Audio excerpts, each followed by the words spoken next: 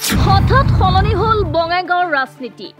সাংসদ ফণীভূষণৰ দুৰ্গত কঁপনি। কংগ্ৰেছলৈ সমৰ্থন আগবঢ়ালে কোচ ৰাজবংশীয় জাতীয় পৰিষদে। ফণীভূষণৰ পত্নী দীপ্তিময়ী চৌধুৰীতকৈ বহু বেছি যোগ্য কংগ্ৰেছৰ প্ৰাৰ্থী ব্ৰজেনজিৎ সিংহ। বিজেপিৰ বিৰুদ্ধে ক্ষোভ উজাৰিলে সাধাৰণ সম্পাদক বিশ্বজিৎ ৰায়ে। বিজেপি চৰকাৰে কোচ ৰাজবংশীসকলক চৰম প্ৰতাৰণা কৰিছে। বিজেপিয়ে নিৰ্বাচনী বৈতৰণি পাৰ হবৰ কাৰণেহে জনজাতিকৰণ কথা কয়। বিজেপি দলক খিলঞ্জীয়া বিৰোধী বুলি অভিহিত কৰি আন্দোলনৰ হুংকাৰ দিছে কোচ ৰাজবংশীয় জাতীয় পৰিষদে।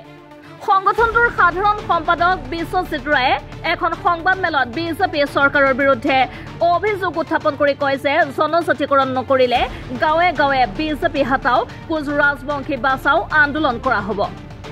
বিজেপি দল তথা চৰকাৰৰ যদি জনজাতিকৰণৰ সদিচ্ছা আছে তেন্তে ৰাজ্যসভাত পৰি থকা জনজাতিকৰণৰ বিধেয়ক গৃহীত কৰক। জনজাতিকৰণৰ বিষয়টো যেতিয়া কৈছিল, আজি অসমৰ মুখ্যমন্ত্ৰী ডক্টৰ হিমন্ত বিশ্ব শৰ্মাই কৈছে যে তদানীন্তন কংগ্ৰেছ চৰকাৰে বিধানসভাৰ মজিয়াত বৰ্তমানৰ জনজাতিসকলৰ ক্ষতি নোহোৱাকৈ 5 জনগোষ্ঠীক জনজাতিকৰণ কৰিব লাগে বুলি এক প্ৰস্তাৱ তেওঁলোকে যুগুতাইছিল, যাৰ কাৰণে বৰ্তমান বিজেপি নীতি চৰকাৰখনে 6 জনগোষ্ঠী জনজাতিকৰণৰ সম্পৰ্কত তেওঁলোকে কোনো ধৰণৰ সিদ্ধান্ত গ্ৰহণ কৰিব নাই।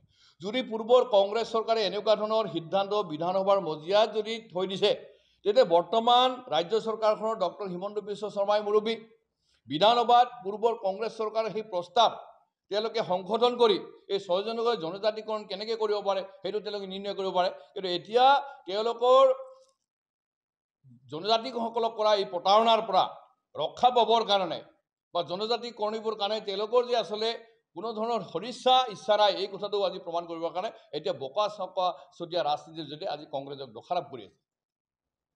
কংগ্ৰেছ চৰকাৰৰ দিনত বৰ্তমানৰ মুখ্যমন্ত্ৰী ডক্টৰ হিমন্ত বিশ্ব শৰ্মা এগৰাকী শক্তিশালী মন্ত্ৰী আছিল। সেই সময়ত তেওঁ নিজে বিধানসভাত আছিল। তেওঁৰ অজ্ঞাতেতো কংগ্ৰেছে এই ধৰণৰ প্ৰস্তাৱ লোৱা নাছিল।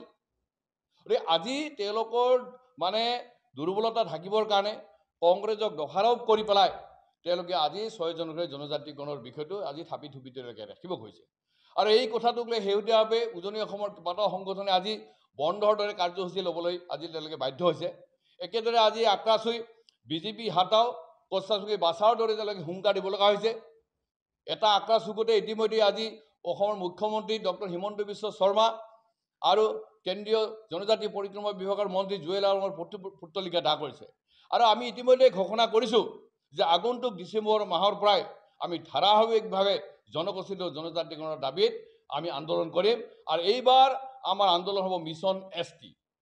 যেতিয়ালৈকে মিছন ST সফল নহয় তেতিয়ালৈকে আমাৰ আন্দোলন চলি থাকিব। আৰু আগন্তুক যি অসম বিধানসভাৰ যি নিৰ্বাচন, সেই নিৰ্বাচনত আগতে যদি অসমৰ 6 জনগোষ্ঠী তথা কচাচমুখীসকলৰ জনগোষ্ঠীটো জনজাতিকৰণ তেওঁলোকে মানে ফুলফিল নকৰে, তেতিয়াহ'লে তেওঁলোকৰ বিৰুদ্ধে তীব্ৰ আন্দোলন কৰা হ'ব। আৰু আমি কচাচমুখী অধ্যুষিত অঞ্চলত বিজেপি হাতাও কচাচমুখী বাচাও আমি নিশ্চিতভাৱে কৰিবৰ কাৰণে কিন্তু আমি সাজু আছোঁ। আনহাতে বঙাইগাঁও সমষ্টিৰ উপ নিৰ্বাচনক লৈও তাৎপৰ্যপূৰ্ণ মন্তব্য আগবঢ়ায় বিশ্বজিৎ ৰায়।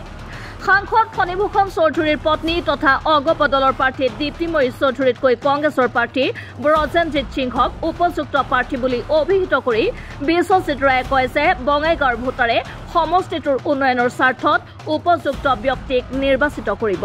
আমি যদি উপযুক্ততাৰ ফালৰ পৰা চাব যাওঁ তেতিয়াহ'লে সঁচাকেই ব্ৰজেনজিৎ সিংহা বঙাইগাঁও বিধানসভা সমষ্টিক প্ৰতিনিধিত্ব কৰিব পৰাকৈ এগৰাকী উপযুক্ত ব্যক্তি, সেই কথাটো কিন্তু স্পষ্ট কথা। আৰু তাৰ বিপৰীতে যিসকল ব্যক্তি অসম গণতান্ত্ৰিকৰ পৰা ফালৰি গাইছে, শৈলেন চৰকাৰ ডাঙৰীয়া তেখেতও এগৰাকী সুযোগ্য ব্যক্তি। সুদীৰ্ঘ দিন ধৰি ফণীভূষণ চৌধুৰী ডাঙৰীয়াৰ ছত্ৰছায়াত তেওঁ দল কৰিছে। আজি সেইগৰাকী ব্যক্তিক ফণীভূষণ চৌধুৰী মানে মান্যতা নিদিলে, যথেষ্টভাৱে সন্মান নিদিলে, যাৰ কাৰণে অসমত বা বঙাইগাঁৱত আজি আঞ্চলিক শক্তি ভৱিষ্যতৰ এটা অন্ধকাৰ এটা হোৱাৰ দিশে গতি কৰিছে। গতিকে শৈলেন চৰকাৰ যদি জয়যুক্ত হয় তাতো আমাৰ ক'ব লগা নাই। কিন্তু আমি কথা কৈছোঁ যে এই মুহূৰ্তত বিধানসভাৰ মজিয়াত কচাচমুখী জনগোষ্ঠীৰ সমস্যালৈ উপযুক্তভাৱে কোনে উত্থাপন কৰিব পাৰিব? দীপ্তি চৌধুৰী পাৰিবনে? ব্ৰজেনজিৎ সিংহাই কৰিব পাৰে? এই কথাটোক লৈ কিন্তু বঙাইগাঁও বিধানসভাৰ উচ্চ শিক্ষিত লোকসকলে কিন্তু মানে পৰ্যালোচনা কৰিছে। আৰু মই ভাবোঁ স্বাভাৱিকতে বঙাইগাঁও বিধানসভাৰ শিক্ষিত সচেতন ব্যক্তিসকলে এই দিকটো চাই পেলাই তেখেতসকলে নিশ্চিতভাৱে তেওঁলোকৰ মতদান তেওঁলোকে প্ৰকাশ কৰিব, এইটো মোৰ বিশ্বাস আছে। বিশেষ প্ৰতিবেদক ৰিপৰ্ট NV Live।